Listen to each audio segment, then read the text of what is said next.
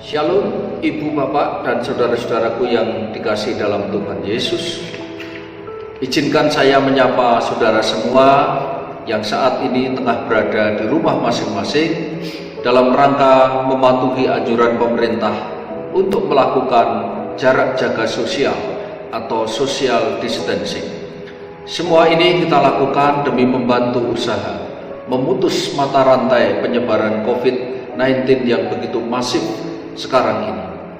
Maka 10 hari ke depan saya mencoba mengajak saudara untuk merefleksikan sebuah spiritualitas hidup keseharian kita berdasarkan tulisan-tulisan dari pendeta Profesor Dr. Joas Adi Prasetya dengan judul bukunya Labirin Kehidupan, Spiritualitas Sehari-hari bagi Pesiaran Iman.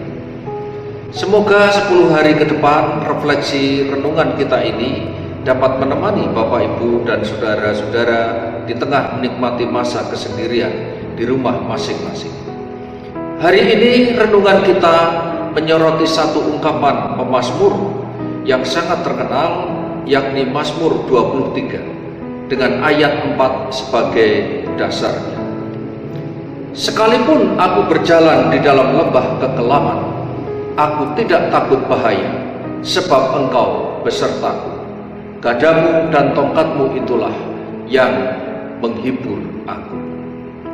Saudara-saudaraku, sosok bayang-bayang itu sebenarnya tidak pernah memiliki eksistensi pada dirinya sendiri. Namun pada saat yang bersamaan, bayang-bayang yang kita lihat itu menjadi tanda sebuah sosok yang begitu dekat dengan kita. Kadang bayang-bayang itu dicari ketika terik matahari panas begitu kuat.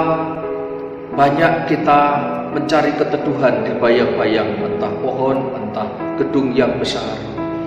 Tetapi bayang-bayang itu sekaligus juga dihindari ketika kita sendirian di tengah malam dan melihat sosok bayangan yang ada di hadapan kita. Menariknya, saudara-saudara, bahwa penulis Alkitab menggambarkan sebuah kehidupan dan kematian itu dengan istilah bayang-bayang. Dan yang lebih menarik lagi, para penulis Alkitab tidak pernah menyebut istilah bayang-bayang kehidupan. Mereka kerap berbicara mengenai bayang-bayang kematian. Mungkin sekali sebabnya adalah mereka memahami bahwa kematian itu sebagai sebuah realitas yang sangat nyata, bahkan ketika mereka masih menjalani kehidupan di dunia ini. Karena faktanya Bapak Ibu, tidak seorang pun bisa mengelak dari kematian itu, bahwa ia terus mengintai kita setiap saat.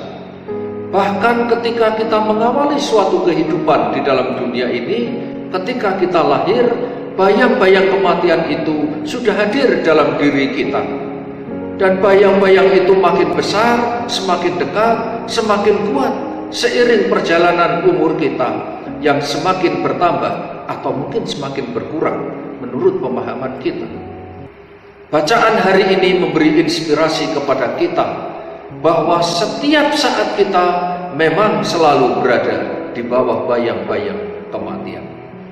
Kata lembah kekelaman yang tertulis di dalam Mazmur 23 ayat 4 memakai istilah bahasa Ibrani Shalmawet yang diartikan bayang-bayang kematian. Memang di dalam kitab suci, saudara-saudara, dipahami bahwa kematian itu sering dianggap sebagai sebuah kegelapan yang menakutkan. Bukankah demikian hidup kita?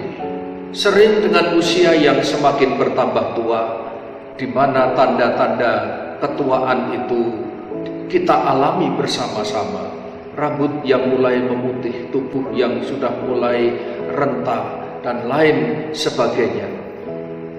Setiap saat terbayangkan dalam diri kita bahwa kematian sudah semakin mendekat. Saudaraku, bagaimana menghadapi bayang-bayang kematian yang senantiasa hadir setiap saat dalam hidup kita. Tidak ada cara yang lebih baik untuk mengatasi takutnya kematian, kecuali berdamai dengan kenyataan bahwa setiap saat memang kematian itu tidak henti mengintai dan membayangi kehidupan kita. Saudara, tidak mudah menerima kenyataan ini. Setiap kita tidur, di antara kita berapa banyak yang berpikir, apakah ini terakhir kali detak jantung kita berhenti? Setiap kita merasakan sakit penderitaan, apakah tidak banyak yang berpikir, apakah ini hari terakhir? Saudara-saudara, hidup rohani, hidup keseharian kita barulah memberi rasa kemerdekaan batin yang sesungguhnya dan terus memberi kesadaran kepada kita akan terbatasnya manusiawi kita. Dan keterbatasan yang paling mendasar itu adalah kematian. Ketika kita menikmati hidup keseharian, hidup sehari-hari yang biasa kita hayati, maka semua kita bisa hayati, termasuk ketakutan menghadapi kematian itu sendiri. Ada satu kisah pada masa yang lalu ketika benua Eropa mengalami pandemik hebat di tahun 1346 hingga 1353. Pandemi itu mengakibatkan hilangnya nyawa manusia mencapai 200 juta jiwa. Pada abad pertengahan maka muncul karya-karya sastra yang menghayati peristiwa itu dengan tema Ars Moriendi, yang berarti seni menghadapi kematian. Tidak jarang penulis-penulis menghayati melalui ungkapan-ungkapan seni. Penulis-penulis dari Protestan mencoba untuk menolaknya dengan mendasarkan pemahaman teologis bahwa hidup abadi itu adalah awal dari sebuah kehidupan. Para penulis dari lingkungan Calvinis mencoba mempertemukan keduanya, antara Ars Moriendi dan Ars Vivendi, seni menghadapi kematian dan seni menghadapi kehidupan. Artinya, cara terbaik untuk menghadapi kematian adalah memperbaiki kehidupan sebaik-baiknya. Saudara-saudara, kita merasakan bahwa seni itu hari-hari ini semakin raib karena naluri ketakutan manusia pada kematian semakin kuat. Semua orang tahu bahwa kematian itu merupakan sesuatu yang tidak terelakkan, namun toh mereka tetap berusaha menyangkalnya.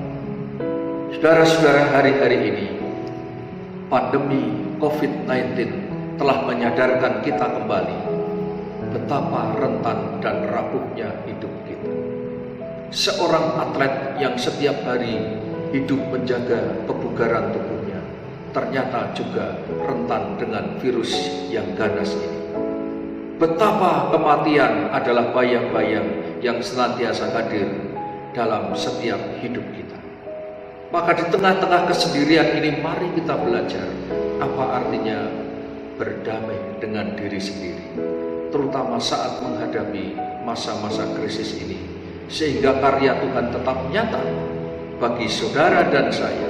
Karya Tuhan itu membawa kehidupan secara utuh, hidup yang senantiasa berdamai dengan bayang-bayang kematian setiap saat. Tuhan Yesus memberkati saudara semua. Mari kita berdoa. Terima kasih ya Tuhan untuk renungan yang menyadarkan kepada kami betapa rentannya kami, dan di satu sisi betapa ajaibnya kuasa-Mu yang tidak tersela. Kami tersungkur di bawah kaki-Mu untuk menghayati hidup keseharian. Ketika kami sendirian di rumah, kami sadar bahwa bayang-bayang kematian itu mengintai kami setiap saat. Tapi pengharapan kami tetap ada di dalam Engkau, karena kehidupan, kematian apapun juga adalah wujud karya Allah yang begitu besar bagi hidup kami. Terima kasih Tuhan, berkati kami semuanya di dalam nama Tuhan Yesus Kristus. Amin.